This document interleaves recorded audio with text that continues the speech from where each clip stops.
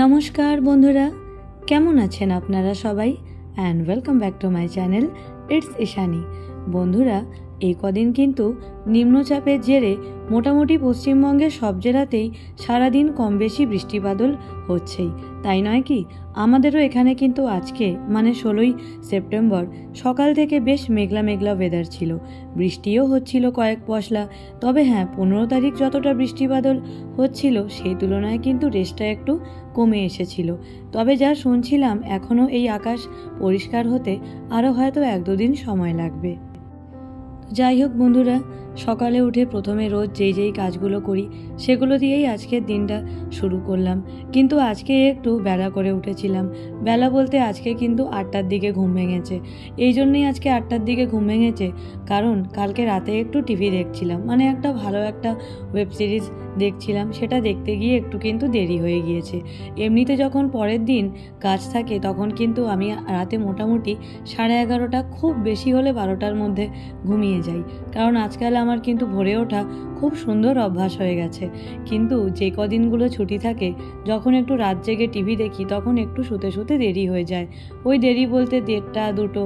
তবে হ্যাঁ বন্ধুরা, যারা আমাকে খুব ভালো করে চেনে তারা কিন্তু এখন শুনলে অবাক হয়ে যায় যে আমি এখন এত সকালে ঘুম থেকে উঠে পড়ি। আসলে কি জানো তো বন্ধুরা, সবটাই আমাদের অভ্যাসের ব্যাপার। আমরা যদি ডিনারটা একটু তাড়াতাড়ি সেরে ফেলি তাহলে কিন্তু আমাদের ঘুমটাও রাতে তাড়াতাড়ি চলে আসে। কিন্তু যদি আমাদের খেতে খেতেই দেরি হয়ে যায় তখন কিন্তু আমাদের ঘুমাতেও দেরি হয়, আর ঘুমাতে দেরি হলে কিন্তু সকালে উঠতেও দেরি হয়। তবে কি জানো তো বন্ধুরা, একটা কথা, আমরা যদি ভাবি যে আমরা রাতে দেরিতে ঘুমিয়ে সকালে তাড়াতাড়ি উঠব, হ্যাঁ সেটা হয়তো আমরা উঠতেই পারি। তবে তাতে কিন্তু একটা সময়ের পর আমাদের শরীরের ক্ষতি হবে, তখন কিন্তু আমাদের শরীর আর টানবে না। তাই সব কিছুই কিন্তু একদম সিস্টেম মাফিক করলে আমাদের কিন্তু শরীর স্বাস্থ্য অনেক দিন পর্যন্ত ভালো থাকবে। তবে এই বাইরের এই বৃষ্টি বাদলের দিন এটা কিন্তু আমাদের কাছে উপভোগ্য মনে হলেও যারা রাস্তায় থাকে, সেটা রাস্তার কোনো প্রাণীরা হোক বা কোনো মানুষজন হোক, তাদের কাছে কিন্তু এই বৃষ্টি বাদলটা খুবই কষ্টের। তাই আমার সবসময় মনে হয় যে কোনো জিনিসই একটা লিমিটে হলেই ভালো, সেটা গরম হোক, বৃষ্টি হোক, শীত হোক, যাই ইচ্ছা হোক। সত্যি বলতে বন্ধুরা, আমি এমনও অনেককে দেখেছি যারা যখন রাস্তার প্রাণীরা একটু এসেই বর্ষার সময় আমাদের যখন সিঁড়িতে এসে দাঁড়ায়, তারা কিন্তু তাদেরকে লাঠি দিয়ে মেরে তাড়িয়ে দেয়। সত্যি বলতে আমার এটা প্রচণ্ড খারাপ লাগে। তারা কতটা নিরুপায় হয়ে আমাদের কাছে আসে। যদি আমরা পারি তাহলে কি আমরা তাদেরকে একটা বৃষ্টির রাতে বা একটা বৃষ্টির দিনে বাড়িতে একটু আশ্রয় দিতে পারি না? নিশ্চয়ই পারি। তবে বন্ধুরা, তোমাদের সাথে আজকে একটা কথা শেয়ার করে নেব। এক দিদিভাই আমাকে আমার এক ব্লগে কমেন্ট করে বলেছিল যে তোমাদের বেডরুমটা আমার বেশ ভালো লাগে, কি সুন্দর ছিমছাম, একেবারে পরিষ্কার ফাঁকা। কিন্তু তোমরা চাইলে, তোমাদের তো রুমটা বেশ বড়, তোমরা এর মধ্যে আরও 1-2টো জিনিস অ্যাড করতে পারো। আর আমাদের একটা পুরো হোম ট্যুর সেটাও চেয়েছিল। তো বন্ধুরা, আমি আমার হোম ট্যুরের ভিডিও নিশ্চয়ই করব, কিন্তু আগে আমার 1K সাবস্ক্রাইবার পুরো হলে আমি নিশ্চয়ই সেটা করব। আর বন্ধুরা, রুম ডেকোরেশনের বিষয়ে আমি একটা কথা সবসময় বলতে চাই যে আমার কিন্তু সবসময় একটু ফাঁকা ফাঁকা ঘর ভাল লাগে। আমি অনেকেরই ভিডিও দেখি, ব্লগ দেখি, যে ঘরের মধ্যে একটু হাঁটা চলার জায়গা নেই, কিন্তু জিনিস দিয়ে একেবারে ঘরটাকে কিন্তু ভরিয়ে রেখেছে। সত্যি বলতে যাদের কাছে অপশান নেই তাদের ব্যাপারটা আলাদা, কিন্তু অপশান থাকতে আমার মনে হয় ঘরের মধ্যে একটু জায়গা থাকলে, একটু হাঁটা চলা বসার জায়গা থাকলে কিন্তু যে কোনো রুম দেখতে এমনিই ভালো লাগে।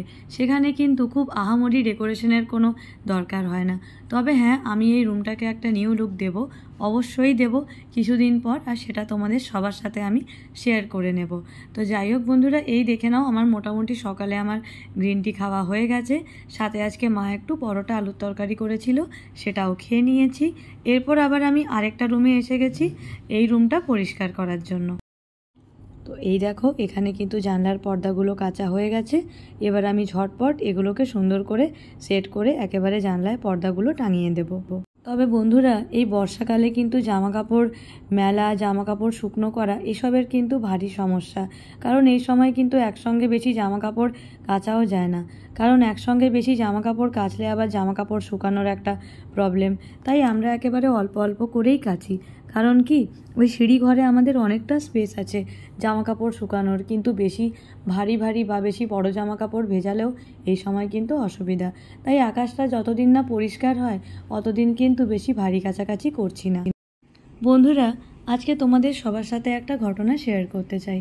ঘটনাটা এরকম, কিছুদিন আগেই সোশ্যাল মিডিয়াতে দেখেছিলাম যে একজন ভদ্রমহিলা, তার মোটামুটি 6-7 বছরের একটা মেয়ে এবং একটা ছেলে আছে, তারা টুইন বেবি। তার সেই ভদ্রমহিলা একা চাকরিও করে, তার হাজব্যান্ডও চাকরি করে, আর বাড়িতে কিন্তু তারা ছাড়া কেউ নেই। তারা খুব সম্ভবত কলকাতায় থাকে। কিন্তু ভদ্রমহিলা এই দুজন বাচ্চাকে সামলানোর পর সে ঘরে রান্নাবান্নাও করে, সে ডেলি ব্লগও বানায় এবং সে অফিসও করে। এত কিছু, মানে আমরা যেখানে হয়তো একটা কিছু করতে হিমশিম খাই, সে তার একই বয়সী দুজন বাচ্চাকে মানুষ করছে, সে একা হাতে রান্না করছে, ঘরের যাবতীয় কাজ করছে, এছাড়াও সে নিজে চাকরিও করছে। এত কিছুর পর সে খুব সুন্দর কিন্তু ডেলি ব্লগ বানায়। কিন্তু দেখেছিলাম সে যখন একটা পার্টিতে যাবে বলে খুব সুন্দর করে সেজেগুজে একটা ব্লগ করেছিল, সেখানে কিছু মানুষজন তাকে খুব বাজেভাবে ট্রোল করছিল। এই বলে ট্রোল করছিল যে এত সময় কোথা থেকে হয়, কি হয় না হয়। তো বন্ধুরা, এই বিষয়ে আমার কিছু কথা অবশ্যই বলার আছে। আজকে একজন গৃহিণী যদি ঘর সামলে, বাইরে সামলে এবং একা হাতে সমবয়সী দুজন বাচ্চাকে সামলে, সে যদি নিজের প্রতি নিজে এতটা যত্ন রাখতে পারছে, এটা তো অবশ্যই তার ট্যালেন্টের ব্যাপার। আমাদের উচিত তার কাছ থেকে শেখা যে কিভাবে একা হাতে সে সব দিকটা সামলাচ্ছে। সেটা না করে যদি কিছু নিম্ন মানসিকতার মানুষজন তাকে এটা নিয়ে ট্রোল করে, তাহলে কিন্তু এটা থেকে বোঝাই যায় হয় তারা তাকে নিয়ে হিংসে ফিল করছে তাই তারা ট্রোল করছে, কিংবা তারা সত্যিটাকে অ্যাকসেপ্ট করতে পারছে না। আসলে বন্ধুরা, আমরা কিন্তু সব কাজের মধ্যে থেকেও নিজেদেরকে নিজেরা যদি অন্তত দিনে 10-15 মিনিট সময় দিই, তাহলেই কিন্তু আমরা নিজেদেরকে নিজেরা ঠিক রাখতে পারি। এবার এটা তো হচ্ছে আমাদের নিজেদের প্রতি ভালোবাসা। আমরা মেয়েরা যেটা করে থাকি, সবাইকে দেখতে গিয়ে, সব কিছু করতে গিয়ে আমরা কিন্তু নিজেদের প্রতি নিজেরা অনেকটা অনীহা করে ফেলি। কিন্তু কেউ যদি সবটুকু করেও নিজেকে নিজে এত সুন্দরভাবে গুছিয়ে পরিপাটি করে রাখছে, তাহলে তো আমাদের সবার উচিত তার কাছ থেকে সেটা শিখে নেওয়া, তাই নয় কি? সত্যি বলতে এক্সকিউজ দেওয়াটা খুব ইজি যে আমার সময় হচ্ছে না, কিন্তু সারা দিনে হয়তো আমাদের দেশের প্রধানমন্ত্রীও এতটা ব্যস্ত নয় যে নিজের প্রতি নিজেকে একটু সময় দিতে পারবে না, তাই না বন্ধুরা? আর আমার কিন্তু মনে হয় যে প্রত্যেকটা মানুষের দিনের শেষে নিজের জন্য কিছুটা সময় বরাদ্দ রাখা উচিত। কারণ যদি আমি নিজেকে ভালো না বাসতে পারি, তাহলে আমি অন্য কাউকে কি করে ভালোবাসবো, তাই নয় কি? তো যাই হোক বন্ধুরা, এবার আমি এই দেখে নাও, তোমরা এতক্ষণ দেখতেই পাচ্ছিলে যে আমি কি কাজকর্ম করছিলাম। এবার এই সমস্ত কিছু করার পরে এখানে আমি প্রথমে একটু মশলা রেডি করে নিচ্ছিলাম, কারণ আজকে কিন্তু আমাদের ঘরে আমার কর্তামশাই আর আমার বোনের অতি প্রিয় মাটন হয়েছে। আর তোমরা তো জানোই যে আমি তো একেবারেই মাটন খাই না। মাটন কেন, আমি চিকেনও খাই না। তাই আমি নিজের জন্য একটু মাছের ঝোলের প্রিপারেশন নিচ্ছিলাম। তবে হ্যাঁ, বোন কিন্তু আমাকে অবশ্যই বলেছিল যে তুই মাছ করলে আমি কিন্তু সেখান থেকে মাছও খাবো। তো যাই হোক, আমাদের দুজনের জন্য একটু মাছের ঝোল করে নিচ্ছিলাম। এই দেখে নাও, এখানে একটু আদা, কাঁচা লঙ্কা, জিরে নিয়ে নিয়েছি, আর সঙ্গে একটা টমেটো নিয়ে নিয়েছি। আজকাল বন্ধুরা ইউটিউব খুললেই একটা জিনিস প্রচণ্ডভাবে চোখে পড়ছে, সেটা হলো যারা সবে সবে ইউটিউবে এসছে বা যারা সবে সবে ভিডিও করছে, সবাই দেখি কোনো একটা বড় কোনো একজন ক্রিয়েটারের ভিডিওতে গিয়ে কমেন্ট সেকশনে লেখে যে আমি তোমার পাশে আছি, তুমিও আমার পাশে থাকো ইত্যাদি। কিন্তু বন্ধুরা, এই জিনিসটা প্রথম দিকে আমিও করতাম। তারপর একটা জিনিস আমি খুব ভালোভাবে নোটিস করে দেখলাম, এইভাবে হয়তো সাবস্ক্রাইবার বাড়ানো যায়, কিন্তু এতে কিন্তু ওয়াচ টাইম বাড়ে না। যে তোমার ভিডিও দেখতে ভালোবাসবে সে কিন্তু তোমার চ্যানেলে এমনিই আসবে, তাকে কিন্তু তোমাকে আবার গিয়ে ফলো ব্যাক করতে হবে না। তুমি যার ভিডিও ভালোবাসবে তুমি এমনিই তাকে ফলো করবে, কিন্তু তোমার যার ভিডিও ভালো লাগবে না, কেন তুমি তাকে ফলো করতে যাবে, তাই নয় কি? তাই আমার মনে হয় আমাদের এটা একেবারেই উচিত না যে আমাকে সাপোর্ট করো, সে বলে আমাকে সাপোর্ট করো। কারণ এতে কিন্তু এরকমও হয় যে কেউ হয়তো প্রথমে সাপোর্ট করলেও পরে সে আবার কিন্তু চ্যানেলটা আনসাবস্ক্রাইব করে দেয়। অতএব এতে কিন্তু কাজের কাজ কিছুই হয় না। তাই আমি এখন একটা জিনিস খুব ভালোভাবে ভেবে নিয়েছি, যারা আমার জেনুইন সাবস্ক্রাইবার্স তারা আমার কাছে থাক, যদি কারোর আমার ভিডিও ভালো লাগে তাহলে সে নিশ্চয়ই আমার চ্যানেলে থাক, কিন্তু এইভাবে জোর করে কাউকে ইনভাইট আর এখন আমি করি না সত্যি বলতে, কারণ এভাবে কিন্তু সাবস্ক্রাইবার বাড়লেও ওয়াচ টাইম সেই একই থাকে। আর যারা হয়তো সাবস্ক্রাইব করেও পরে আবার তারা অনেক সময় আনসাবস্ক্রাইব করে দেয়। তো যাই হোক বন্ধুরা, এখানে আমাদের মোটামুটি মশলাটা এখন কষানো চলছে। আমি এর মধ্যে টমেটোগুলো দিয়ে দিলাম। তবে বন্ধুরা, সব সময় কিন্তু এই পেঁয়াজ রসুনের ঝোল খেতে ভালো লাগে না। আর আমি কিন্তু এমনিতে ডাল আর মাছ ভাজা হলে আমার অন্য কিচ্ছু লাগে না, কিন্তু বোন যেহেতু আজকে ঝোল খেতে চাইলো, তাই আজকে ওর জন্য একটু মাছের ঝোল করলাম। কারণ কি, বোনের আবার যাওয়ার সময় এসে গেছে, বোন আবার আজকে বাড়ি চলে যাবে। সেই জন্য আজকে ভাবলাম ও যেরকম খেতে পছন্দ করে সেরকমই আজকে রান্না করি। তো যাই হোক বন্ধুরা, এখানে কষানোটা মোটামুটি চলছে। আর হ্যাঁ, তোমাদের সবাইকে অসংখ্য ধন্যবাদ যারা আমার কুকিং চ্যানেল সাবস্ক্রাইব করে আমার পাশে রয়েছো। তাদের সবার জন্য রইল অনেকটা ভালোবাসা। সত্যি বলতে তোমাদের সবার সাপোর্ট না পেলে কিন্তু এই জার্নিটা অনেক কঠিন হয়ে যেত। তোমরা সবাই পাশে আছো, তাই এই জার্নিটা এত ভালো লাগছে। এই দেখো, এখানে আমার পাবদা মাছের ঝোল একেবারে রেডি। আর মোটামুটি আমি এখানে দুবেলার জন্য ঝোলটা করে নিয়েছি। এমনিতে কিন্তু আমরা এই বেলার খাবার ওই বেলা খাই না, তবে আজকে যেহেতু মাছটা একটু বেশিই ছিল, তাই মাছটা আজকে করে রেখে দিলাম। কারণ আজকে বিকালে একটু অন্য কাজ ছিল, তাই ভাবলাম একেবারে একটু মাছের ঝোলটা করে রেখে দিই। আর এই দেখো, আজকে কিন্তু মাটনটা বোন রান্না করছে। বোন বলল, দে আজকে আমি রান্না করি, তুই তো অন্য সময় রান্না করিস, আজকে আমি রান্না করি।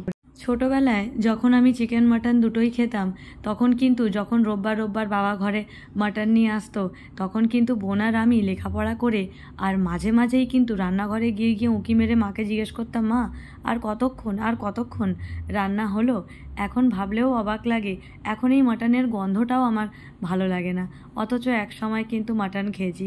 তবে এখন বহু বছর হয়ে গেল এই চিকেন মাটন ছেড়ে দিয়েছি, আর মনে হয় না এই জন্মে কোনোদিনই এগুলো খাবার ধরতে পারবো।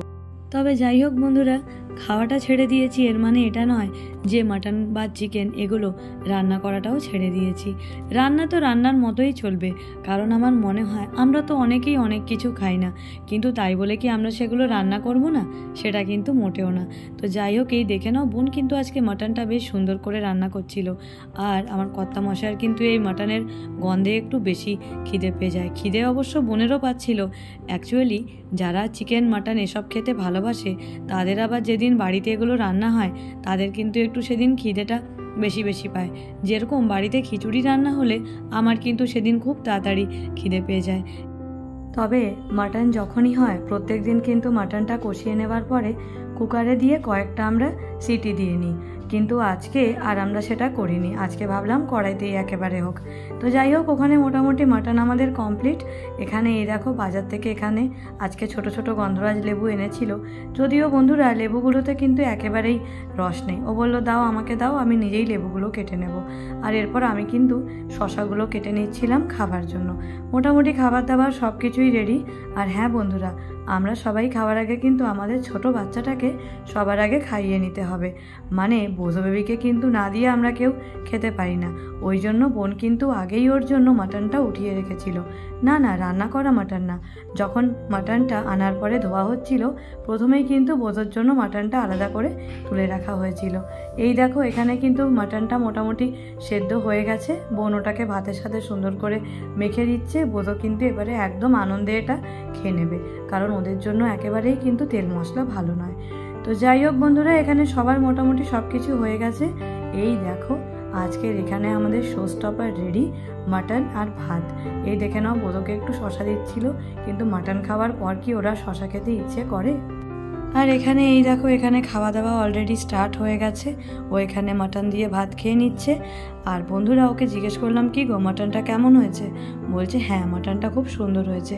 এমনিতেও মাটন খেতে এত ভালোবাসে, ওকে যেরকম করেই মাটন দেওয়া হোক ওর সেটা ভালোই লাগে। তবে আজকেরটা সত্যিই খুব সুন্দর হয়েছিল। তো যাই হোক বন্ধুরা, আমার আজকের এই ব্লগটা আমি এখানেই শেষ করছি। তোমরা সবাই আমাকে অবশ্যই জানিও আমার আজকের ব্লগটা তোমাদের সবার কেমন লাগলো। যদি ভালো লাগে অবশ্যই আমার চ্যানেলকে সাবস্ক্রাইব করে আমার এই জার্নিতে আমার পাশে থেকো। তাহলে চলো, আবার দেখা হচ্ছে তোমাদের সাথে আমার নেক্সট ব্লগে। আর অবশ্যই দেখতে থেকো কি আবার, ইটস ইশানি। টাটা।